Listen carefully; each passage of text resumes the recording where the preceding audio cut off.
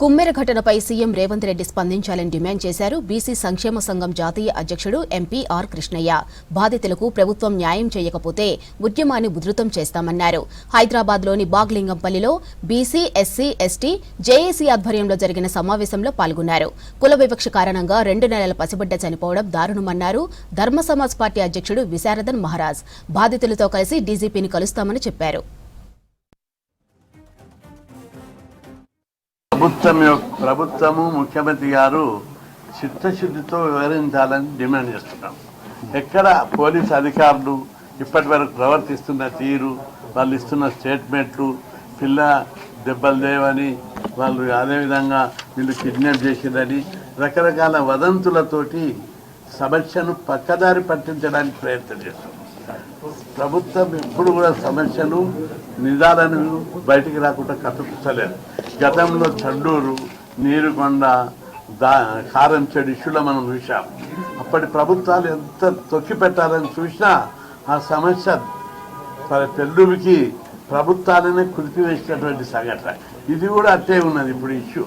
గతంలో దాదాపు 2 సంవత్సరాల నుంచి రాష్ట్రంలో బీసీల మీద, దళితుల మీద అనేక చోట్ల దాడులు జరుగుతున్నాయి. భద్రత లేదు వాళ్ళందరూ గ్రామాలలో. నేను ఈ సందర్భంగా ముఖ్యమంత్రికి విజ్ఞప్తి చేస్తున్నా, మీరు ఊరికి ఉండేటోళ్ళు మీ వాళ్ళు 5 కుటుంబాలు 6 కుటుంబాలు, మా వాళ్ళు 90% ఉన్నారు. మేము ఇట్లా ఒకటైతే మీ వాళ్ళు ఏడ ఉంటారు? మండల్ కమిషన్ అప్పుడు ఏమైంది? ఉస్మాన్ యూనివర్సిటీలో రిజర్వేషన్ వ్యతిరేకించటోళ్ళను తరిమి కొడితే రెడ్డి హాస్టల్లో, వైశ్య హాస్టల్లో, వీవి హాస్టల్లో పోయి తలదాచుకుంటాడు. అట్లాంటి పరిస్థితి రావాలని మేము కోరుకుంటలేము. ఎస్సీ, ఎస్టీ, బీసీలను ఒకటై, అగ్రకులాలందరినీ ఒకటై గ్రామాలలో డివైడ్ చేసినటువంటి పరిస్థితిని మీరు చేస్తున్నారు. ముఖ్యమంత్రి గారు వెంటనే స్పందించాలి. కుమెర గ్రామంలో జరిగినటువంటి దాడికి మూల కారణం అక్కడ ఉన్నటువంటి చాకలి కులస్తులైనటువంటి మరి చంద్రకళ, ఆమె కోడలు మౌనిక, ఆ మౌనికకు ఒక పసిబిడ్డ, ఆ తర్వాత కొడుకు గణేషు, కూతురు కీర్తి, వీళ్ళందరూ కలిసి శివరాత్రి తర్వాత దైవ దర్శనానికని వెళ్ళిండ్రు గుడికి.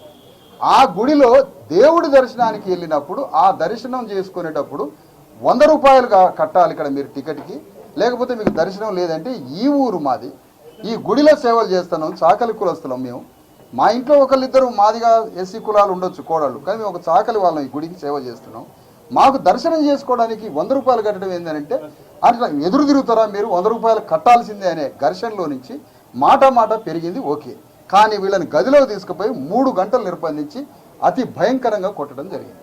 ఆ కొడుతున్నప్పుడు పసిబిడ్డను తీసుకుపోయి ఆ కొట్టిన వాళ్ళలో ఎవరున్నారు? సర్పంచ్, ప్రధానంగా ఆ గ్రామ సర్పంచ్ తుకారం రెడ్డి, శ్రీనివాసరెడ్డి, మధుకర్ రెడ్డి, యశ్వంత్ రెడ్డి, ఇంకొక రెడ్డి శ్రీకాంత్ రెడ్డి, వీళ్ళంతా ఉండి ఇంకా వీళ్ళతో పాటు ఇంకో 10 మంది రెడ్లు కలిసి విపరీతంగా కొడుతుంటే పాపను తీసుకుపోయి కాళ్ళ మీద పెట్టి 2 నెలల పాప పుట్టిందయ్యా కొట్టబాకండి అంటే పాపను కూడా కాలుతో దంతే.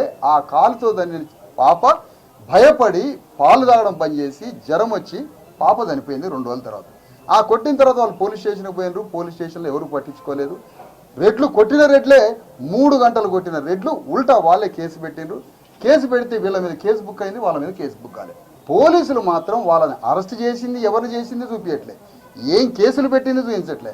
మర్డర్ కేసు నమోదు చేయలేమని అంటారు కాసేపు, ఒక 3 మాత్రం అరెస్ట్ చేసినాం అంటారు, మిగతా వాళ్ళు అబ్స్కాండ్ అయ్యారు దొరకట్లేదని అంటారు.